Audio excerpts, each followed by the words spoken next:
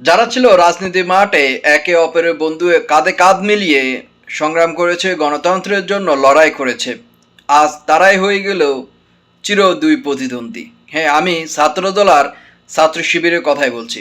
বর্তমানে ছাত্র দুই সংগঠনের মধ্যে বাড়ছে উত্তেজনা। তো প্রিয় দর্শক, যে কথাটা বলতে আসছিলাম, বিশ্ববিদ্যালয় কলেজ ক্যাম্পাসগুলোতে ক্রমই প্রকাশ্যে আসছে ছাত্রদল এবং ছাত্র শিবিরের দ্বন্দ্ব।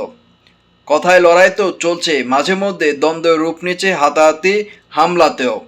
গতকাল শনিবার চট্টগ্রাম সরকারি কমার্স কলেজে ছাত্রদল ও ছাত্র শিবিরের নেতাকর্মীদের মধ্যে হাতাহাতি হয়েছে।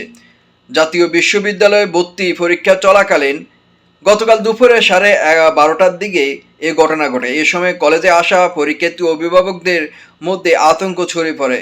ছাত্র শিবিরের দাবি, ছাত্রদলের নেতাকর্মীরা হেল্প ডেস্ক শিবিরের কর্মীদের ওপর হামলা চালায়। যদিও অভিযোগটি মিথ্যা বলে উড়িয়ে দিয়েছেন ছাত্রদলের নেতাকর্মীরা।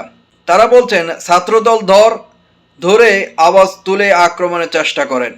এতে উত্তেজনা ছড়িয়ে পড়ে।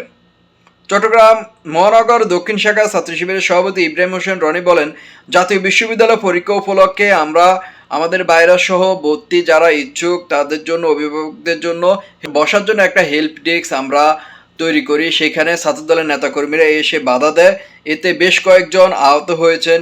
এ নিয়ে কলেজের একজন ছাত্রদলের নেতা বলেন যে তখন কলেজের ভিতর থেকে একজন বলতে থাকে, ছাত্রদল ধর মার। এই বিষয়ে নিয়ে ধাক্কাধাক্কি শুরু হয়। একজন নাকি বলে ছাত্রদল ধর মার, এ নিয়ে হাতাহাতি শুরু হয়। এরপর সামাজিক যোগাযোগ মাধ্যমে কিন্তু ছাত্রদলের নেতা আনাফ তহিদ একটি ফেসবুকে স্ট্যাটাস দেন। ফেসবুকটি হলো, শিবির মারা জায়েজ ছিল, জায়েজ আছে, জায়েজ থাকবে, এদের বেসিক হিউম্যান রাইটস থাকা উচিত কি না সেটা নিয়ে ডিবেট হওয়া উচিত। এই পোস্টকে হুমকিমূলক উল্লেখ করে ছাত্র শিবির নেতারা ইতিমধ্যে কিন্তু জিডি করেছেন, থানায় একটি জিডি করেছেন। বেশ কিছুক্ষণ পরে কিন্তু এই পোস্টটিও কিন্তু ডিলিট হয়ে যায় বা ডিলিট করে ফেলেন।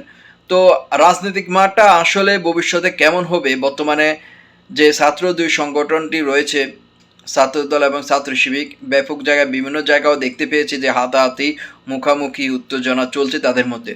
তো ভবিষ্যতের রাজনীতি আসলে কি হতে যাচ্ছে বা কি হবে সেটা সময় বলে দিবে।